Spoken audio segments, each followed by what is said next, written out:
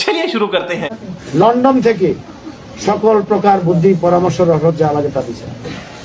তারেক রহমান ইতিমধ্যে ঘোষণা করেছেন বাংলাদেশের 50 কোটি লোকেরকে 50 কোটি লোকেরকে কি করলেন আপনি? 50 কোটি লোকেরকে ফ্যামিলি কার্ড দেওয়া হবে।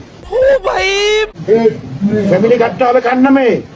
কোন পুরুষের নামে না, ঘরের মহিলার নামে। এটা হইলো বেটা এই 50 কোটি লোকের ফ্যামিলি কার্ড দেওয়া হবে। কয় কি আমি সাধারণ সংগঠনের পদে সংগঠন সম্পাদক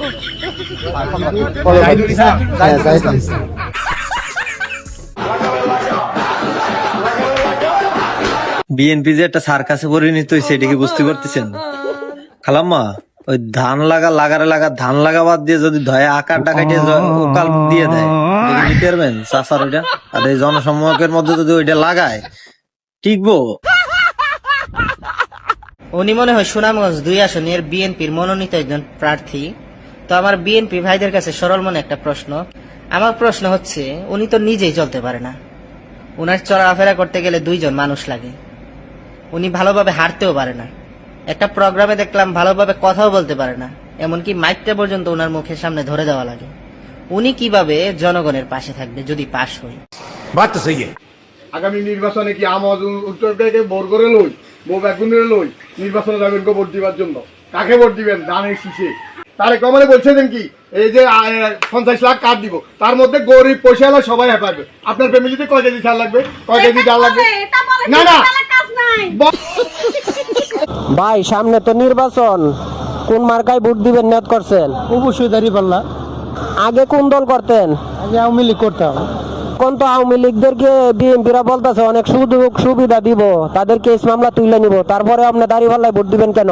শুনেন, চুরে শুনে না ধর্মের কাহিনী। চুরে যদি সুযোগ পায়নি যে শ্বশুর বাড়িতে গিয়ে চুরি করে। মনে করো আমার গাড়িতে 1 কোটি টাকা আছে, আর উদাহরণ আপনি গাড়ির সামনে দেখে নিয়ে তো উদাহরণ তোরা রলে তো সাইরুগুন দিয়ে ডর। নেতার মনোনয়ন শুনে 1,42,000 নারী ভোটারের গুম হারাম, এমন কথা কখনো শুনেছেন? নেত্রকোনা 5 পূর্বধলা আসনে বিএনপি প্রাথমিক মনোনয়ন দিয়েছে আবু তাহের তালুকদারকে।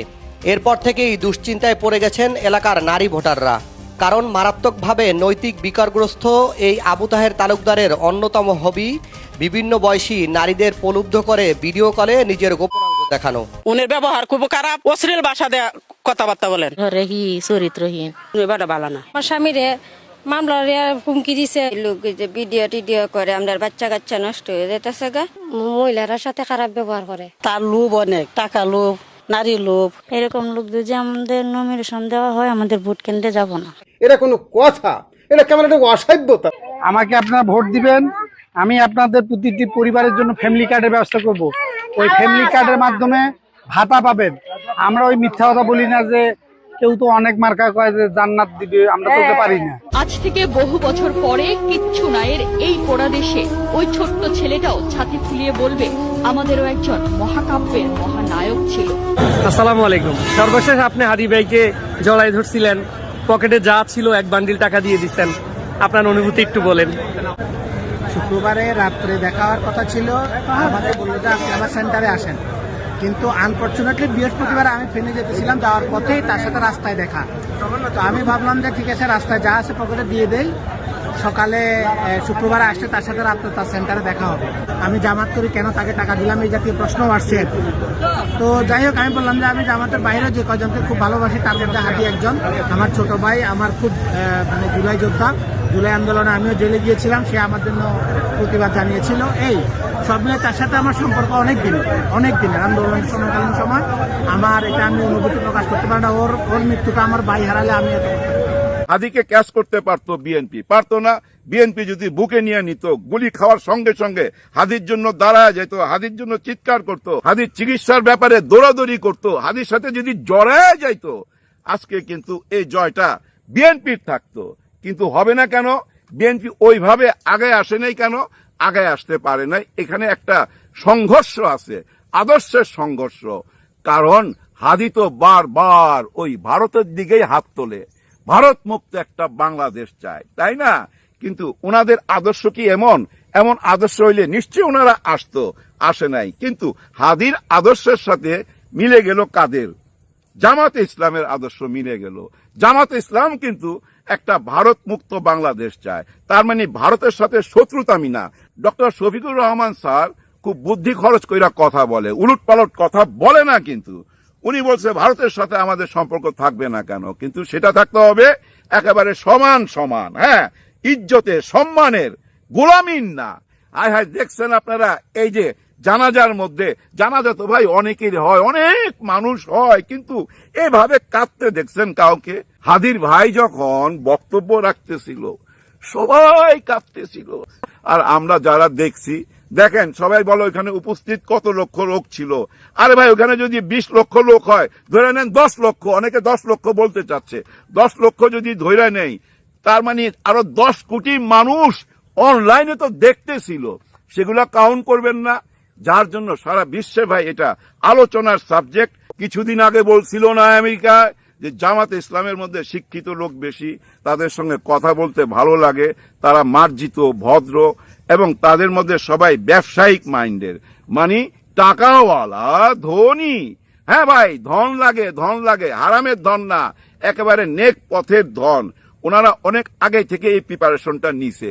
ওনারা তো জানে মানি ইজ বিগ পাওয়ার, যার জন্য ভাই আরো 20-25 বছর আগে থেকেই ওই রাস্তায় নামছে, নিজেরা ব্যাংক করছে, বিভিন্ন প্রতিষ্ঠান করছে, ওইখানে নিজেদের লোকদের জব দিছে, এবং এই ঢাকা ইউনিভার্সিটি থেকে ভাই অনেককে বিদেশে পাঠাইছে, লেখাপড়া করার জন্য সুযোগ সুবিধা কইরা দিছে, বড় কোথাও চাকরির সুবিধা কইরা দিছে, আবার তার বেতনের কিছুটা অংশ ওই যে তারা নিছে। ওইভাবেই তারা কিন্তু এই দলটা চলে। এই দলের কিন্তু নিজেরাই পয়সা তুইলা নিজেরা চলে, বাইরে থেকে পয়সা নেয় না। ওই যে কোন একটা বিজনেসম্যান আইসা বলবে হঠাৎ কইরা, ভাই আমার একটা টিকিট দেন, আমি আপনার 500 কোটি টাকা দিতেছি, না, কোনো সুযোগ নাই এই দলে। এদেশে বৃহৎ একটা দল রয়ে গেছে, যে দলটা কেমন জানেন? ধরেন আপনি বাগানে ফুল কুড়াইতে গেলেন, বহু রকম ফুল কুড়াইলেন, তারপর আপনি একটা জায়গায় বসলেন, কারণ আপনি এখন মালা গাঁথবেন, কিন্তু দেখলেন আপনার কাছে সুইও নাই, সুতাও নাই। আপনি মালা গাঁথতে পারবেন? পারবেন না। ওনাদের হাতে সুইও নাই, সুতাও নাই। সুই সুতা কোথায়? লন্ডনে। 25 তারিখে আসতেছে। 25 তারিখে তারেক রহমান সাহেব নিজের হাতে এই যে ছড়ানো ছিটানো যে ফুলগুলা সব একসাথ কইরা সত্যি সত্যি যদি একটা মালা গাঁথতে পারে, তাহলে তো ভাই আবার দাঁড়ায় গেল না, এবং দাঁড়ানো উচিত, মুখামুখি হওয়া উচিত, কেউ কাউকে ছাড় দেওয়া উচিত না।